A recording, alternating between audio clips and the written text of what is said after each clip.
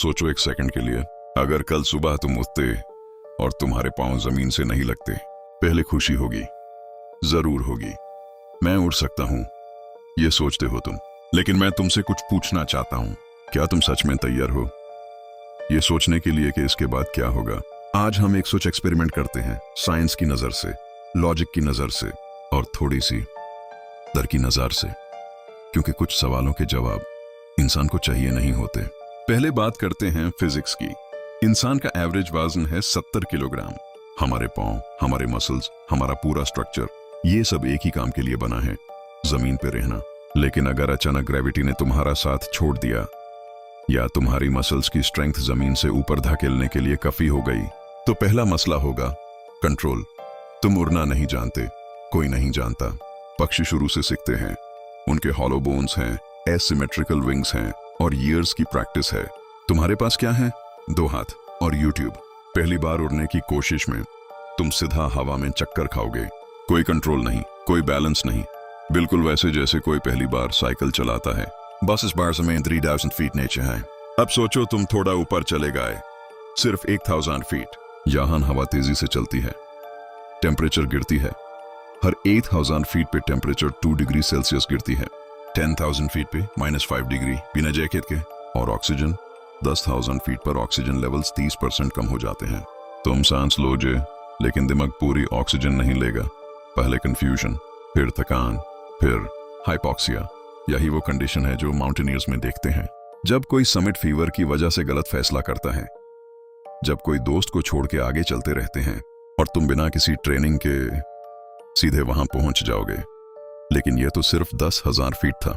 सोचो अगर तुम और ऊपर चले गए। अब मैं तुमसे एक बात कहना चाहता हूं जो किसी ने सोचने की कोशिश नहीं की। अगर तुम उड़ सको तो दुनिया तुम्हें जीने देगी। पहले दिन वीडियो वायरल हो जाएगी, तुम सेलिब्रिटी हो जाओगे। लोग कहेंगे मिरेकल, अल्लाह का करिश्मा। कुछ लोग कहेंगे फेक है। दूसरे हफ्ते गवर्नमेंट आएगी, मिलिट्री आएगी, साइंटिस्ट्स आएंगे, तुम्हें स्टडी करना चाहेंगे, अंडरस्टैंड करना चाहेंगे, ये समझना चाहेंगे कि ये कैसे पॉसिबल है। और सबसे इंपॉर्टेंट, क्या ये रिपीट हो सकता है? तुम्हारा घर नहीं रहेगा तुम्हारा घर, तुम्हारी जिंदगी नहीं रहेगी तुम्हारी जिंदगी। तुम एक एक्सपेरिमेंट बन जाओगे। और अगर तुम कोऑपरेट ना करो, हिस्ट्री में ऐसी चीजें हैं जो थ्रेटन करती हैं एग्जिस्टिंग पावर स्ट्रक्चर्स। उनके साथ क्या होता है ये मैं नहीं कह रहा, ये हिस्ट्री कह रही है। अब बात करते हैं चीज की जो सबसे ज्यादा दार देती है। साइकोलॉजिस्ट्स ने एक फिनोमिनन स्टडी किया है जिसे कहते हैं आइसोलेशन ऑफ एक्स्ट्रॉर्डिनरी एबिलिटी। मतलब जब एक इंसान कुछ ऐसा कर सकता हो जो कोई और नहीं कर सकता, तो वो इंसान अकेला हो जाता है, चाहे वो चाहें या ना चाहें। तुम्हारे दोस्तों के लिए तुम अब त्रियो नहीं रहोगे, तुम वो इंसान हो जाओगे जो उड़ सकता है। हर कॉन्वर्सेशन उसी के बारे में होगी, हर रिश्ता उसी फिल्टर से गुजरेगा।